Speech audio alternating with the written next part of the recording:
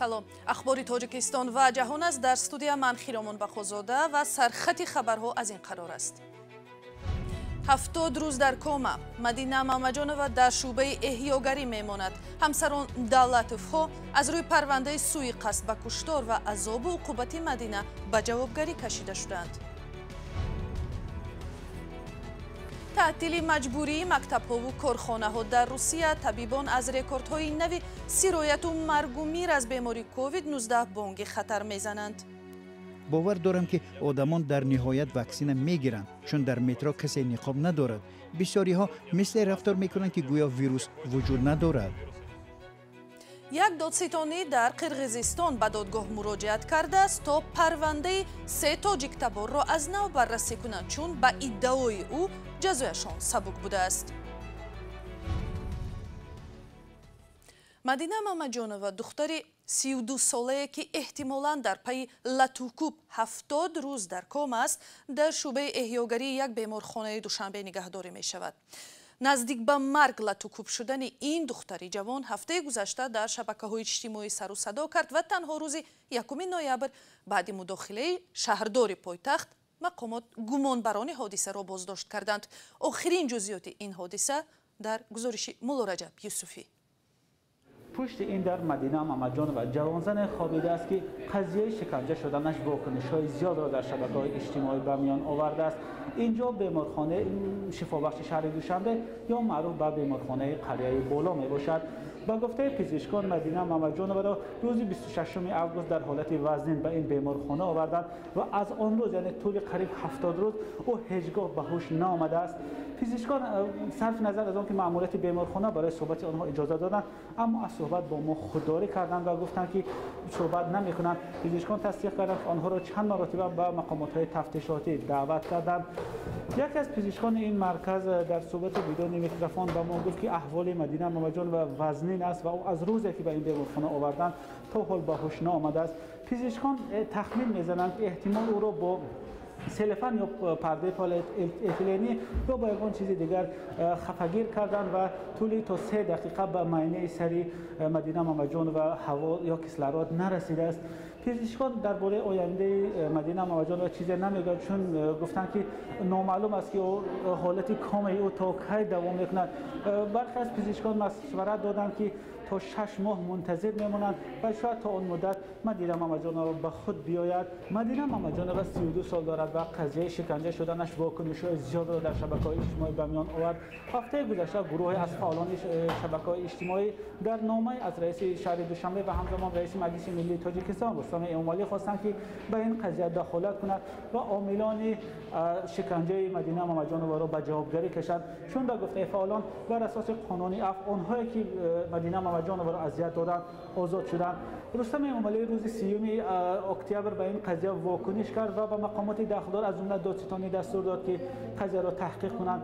دیروز 1 نوامبر در نزد رئیس شهر دوشنبه و همزمان رئیس مجلس ملی یک جلسه ویژه در این باره برگزار شد و در پی آن دادستان شهر دوشنبه اعلام کرد که 2 نفر را بازداشت کردند. اینها عزیزه دولتova و لطف‌الله دولت میباشند.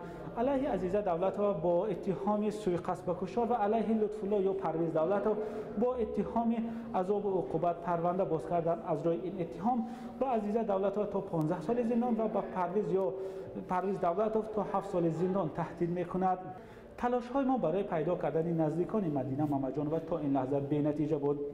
پزشکان هم گفتند برای آن نمیخوان درباره مدینه مماجانova صحبت کنند که نزدیکانش به این اجازه ندادند. معلوم نیست که نزدیکان مدینه مماجانova در این باره چه نظر دارند. همچنین ما تا حال نظری عزیزه دولتova و پرویز دولتova را در این باره نمیدانیم. مولارجب یوسفی، نگاره فضل‌الدین، آزادی، دوشنبه.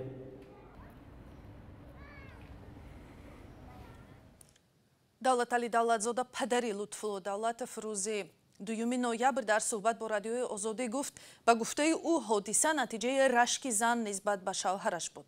Давлатзода гуфт келинаш Азиза бояд дар назди қонун ҷавоб диҳад, лекин ба гуфтаи ӯ писари ӯ дар ин моҷаро ширкат надошт ва барои ҳамин дастгир шуданаш барои ӯ нофаҳмо аст. Давлатали Давлатзода дар гузашта вакили парлумон ва ҳам муовини раиси ҳизби ҳокими халқии демократии Тоҷикистон буд. دادستانی قرغیزستان با ارسال نامه از دادگاه ولایت بادکن تقاضا کرده است که سبب ҷазои ба қавли додситонӣ сабук ба 3 шаҳрванди тоҷиктабори кишварро шаҳр диҳад. Додгоҳи Бодканд сокинони ин вилоят Акмалҷон Исоев, Аюбҷон Урунов ва Амонҷон Бобоҷоновро моҳи сентябри ҳамин сол аз ҷумла бо гуноҳи ғоратгарӣ ва убури ғайриқонунии Марс ба муҳлати аз 8 то 15 соли зиндон маҳкум кард. ҳамкорам Мирзонаби Холиқзод ин парвандаро пайгирӣ кардааст ва ҳоло ҷузъиёти онро ҳоло дар студия ҳастанд, ҷузъиёташро аз он кас мепурсем. Бифармоед Мирзонаби. бале Хиромон, ба назари додистони ноҳияи Лаклаки Қирғизистон ҷазои аз 8 то 15 соли зиндон ки додгоҳ ба Акмалҷон Исоев, Аюбҷон Урунов ва Амонҷон Бобоҷонов додааст, бисёр сабук будааст ва барои ҳамин муфаттишон мехоҳанд парванда аз нав баррасӣ шавад ва онҳо ҷазои бештар дода шавад. дар номаи рӯзи 6 октябре ки нусхаи аз онро мо дар даст дорем, гуфта шудааст ки чаро додгоҳ иттиҳоми хиёнат ба ватанро ки дар парванда ҷой дошт ба инобат нагирифт ва онҳоро фақат бо гуноҳи убури ғайриқонунии Марс, қочоқи маводи мухаддир ва ғоратгарӣ ба зиндон маҳкум кардааст. дар нома омадааст ки гӯё дар рӯзҳои муноқиша дар сарҳад дар моҳи апрел ҳар 3 нафар сарбозони Тоҷикистонро роҳнамоӣ кардаанд ва бояд ба хиёнат ба ватан ҳам гунаҳгор дониста мешудаанд. он гуна ки медонем, рӯзҳои муҳокима ҳар 3 ҷавони тоҷик ва хишовандонаш он иддаҳоро рад мекарданд ва мегуфтанд ки гуноҳе надоранд, ҳарчанд муфаттишон мегӯянд ки далелҳои ҷиноятро ёфта ва дар додгоҳ собит кардаанд. додистони Лаглак қабла хоста буд ки гумонбарон ба 20 солии зиндон ҳар 3 нафар маҳкум шаванд. ва назари хешовандонашон чи аст Мирзонаби? бибинед Хиромон, дар суҳбате ки рӯзи 1 ноябр ҳамин дирӯз бо Гулнора Исоев ва хоҳари Акмалҷон Исоев доштам, вай гуфт муроҷиати додистонӣ ба додгоҳи Бодкан онҳоро шадидан нигарон кардааст ва хонаводашон метарсад ки мумкин аст парвандаро дигарбора баррасӣ кунанду маҳкумшудагон ҷазои аз ин ҳам сахттар бигиранд. ба қавли ӯ ҳукми зиндоне ки ҳар 3 нафар гирифтанд ноодилона ва сахт буд ва мумкин аст дар сурати муҳокимаи такрорӣ ҷазо боз ҳам сахттар шавад. дар Қирғизистон барои хиёнат ба ватан табқи кодекси ҷиноӣ гунаҳгорро ба 15 соли зиндон маҳкум мекунанд. ба қавли Маҳинабону Мукаррамӣ, ҳамсари Акмалҷон Исоев, онҳо пас аз номаи додистонӣ вакили мудофиъи дигар гирифтанд ва аз вакили пешин ки аз тарафи давлат таъмин шуда буд даст кашиданд. ба қавли ӯ вакили нав гуфтааст ки дар амалкардҳои Акмалҷон ҳеҷ ҳаракати хиёнат ба ватан мушоҳида намешавад. дар ҳоли ҳозир ба қавли пайвандонашон Акмалҷон Исоев, Аюбҷон Урунов ва Амонҷон Бобоҷонов дар бозоргоҳи муваққатии шаҳри Ош нигоҳдорӣ мешаванд. ташаккур Мирзонаби ва ёдрас мешавем ки ин парвандаҳо натиҷаҳои муноқишаи мусаллаҳонаи рӯзҳои 28-29 апрели имсол дар сарҳади Тоҷикистону Қирғизистон аст ки дар ҷараёни он аз ҳарду тараф 55 нафар куштаву 10 нафар захмӣ шуданд ва ин муноқиша барои обу замин буд.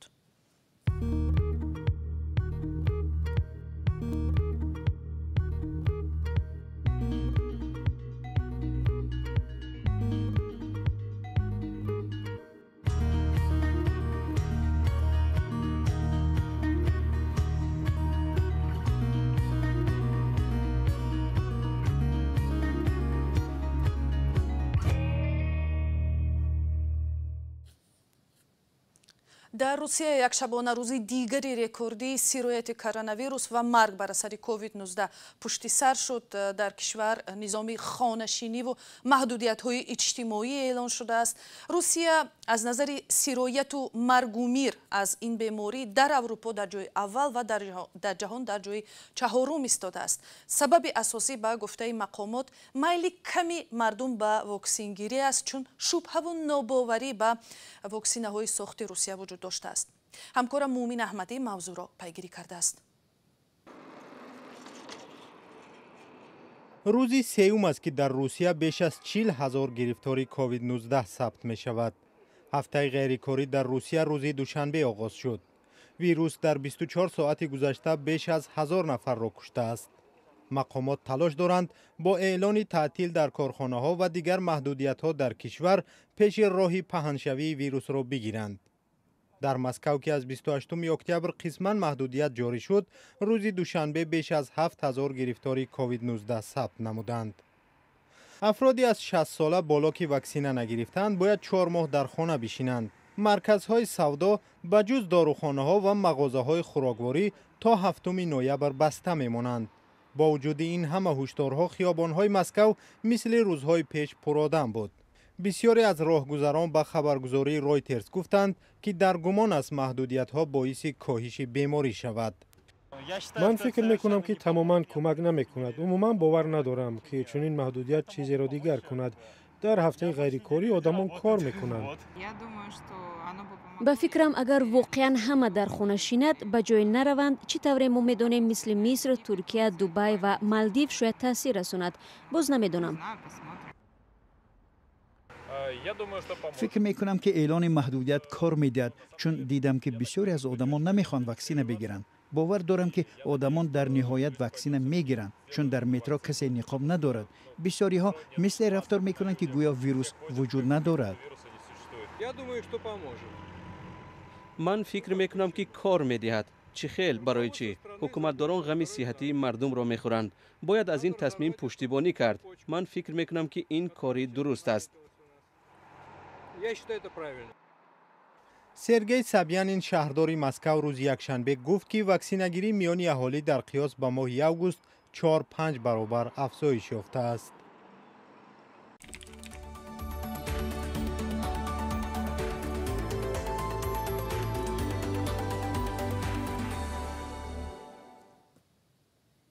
در تاجیکستان شرکت به استحصال شکر مایع شروع کرده است که به قول مسئولانش با استفاده از میوه بسیار فراوان در تاجیکستان انگور تهیه می شده است. این نوع شکر استفاده وسیع داشته است و پیش از همه در ساحه قنادی به کار می رود.